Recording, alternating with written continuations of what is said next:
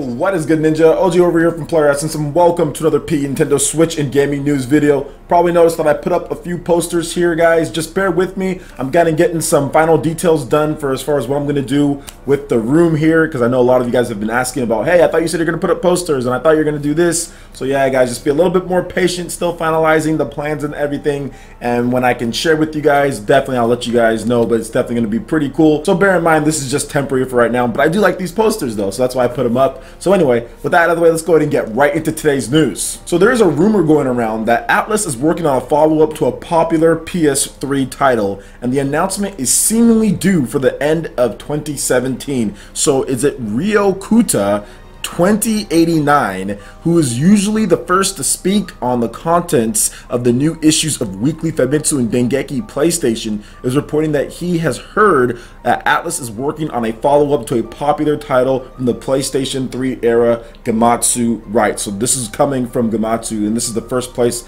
that I've heard it. Now, according to Ryokuta 2089, the title he heard does not have a number, which led him to believe it may be a full version or all-included remaster, but added that said title not have downloadable content, or maybe they meant to say will not have downloadable content. The title was apparently rumored several months ago and will seemingly be announced by the end of 2017, if this is true, that is. Now, earlier this year, Atlus hosted a Golden Employment Special for its 2016 established Studio Zero. The end of the broadcast seemingly teased something Catherine related to come from the studio. A couple of weeks later, Atlus confirmed that Studio Zero is working on a second project that will be revealed before its main project, the fantasy RPG Project Re Fantasy, or Project RE Fantasy.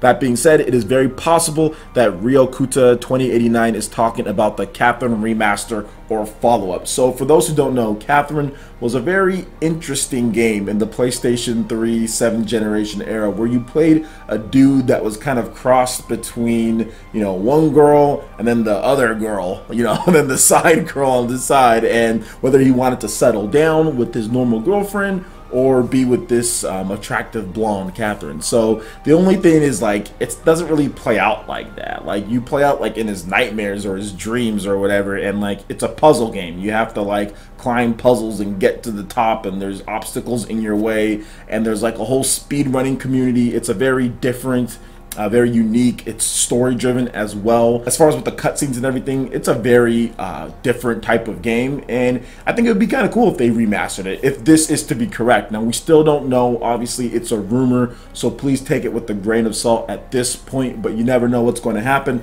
Obviously, Atlus has been working on some things, and it's not like they've been putting out a ton of current generation titles, so things are still kind of getting going for Atlus after the whole Sega merger and them putting out things. We've seen Persona. They're just getting Shin Megami Tensei 5 on current generation systems with the Nintendo Switch. So we'll see what happens going forward in the future. If it is Catherine as far as a remaster or something like that, if it came to Nintendo Switch, I'd be completely down to play it. But if it's just going to be like PS4, like I could have bought the game on the 360, and like I didn't want to, because like it was like on sale for like $2 or something like that. And I think there's backwards compatibility, so if you're really interested in this type of game, you can still play it on your Xbox One via backwards compatibility, or you can get it on your PlayStation 3. I think it might even be on the PSN store for PlayStation 4. I'm not 100% sure, but either way, it's cool if it does come though, because I know that there's a lot of people who do like that style of game, and it would be cool to have it again, I guess, on current generation systems. So what do you guys think about a potential Catherine remake or remaster, or just this rumor in general? Let me know your thoughts in the comment section below. Alright, and moving into the next article here, Dinosaur Games shares Jet Set Radio Evolution visual proof of a concept that was turned down by Sega. Feels bad, man, to all the Jet Set Radio fans out there. So in the end, they just wanted a new Jet Set Radio, at least that's what the studio said. So Austin-based studio Dinosaur Games has shared a visual proof of concept for a new Jet Set Radio game it pitched to Sega that was ultimately rejected. It was called Jet Set Radio Evolution. Quote, "We made the visual proof of concept after Sony expressed interest in seeing the characters in motion at GDC 2017, Dinosaur Games said in its ArtStation post of the concept. We spent a week animating and building the city for this presentation, which was ultimately turned down by Sega. The company added, this was the first step towards a gameplay demo. If Sega was interested, we were going to invest in making a functioning prototype. On Twitter, Dinosaur Games' Jesse Sosa shared more information about the concept. The pitch was for a new game. I have an idea for the combat in my head that I think would work perfectly for a game where you're in constant motion. We never received any detailed information from Sega as to why they said no. Sony loved it as far as the concept goes, and to be honest, I really didn't care if my studio ever gets to make this. I just want someone, anyone, to make a new Jet Set Radio, and you guys are checking out the visual proof of concept here as well. And I don't know why Sega turned it down. Maybe Sega has their own plans for remasters or reboots, or maybe they're going to be making a brand new game, or maybe they have a secret team that's making a Jet Set Radio game or something like that. But it's a little unfortunate, but at the same time, you never know what these companies are doing and why they turn down certain things. They don't need to give any answers. One of the most popular or controversial ones was the whole Arma 2 type deal with the Metroid 2 remake, and Nintendo just said shut it down. They just said no, stop this, you can't release this in the way it is. Even though it got released and some people got to download it, they shut it down shortly after that, and people said why, we're not getting Metroid,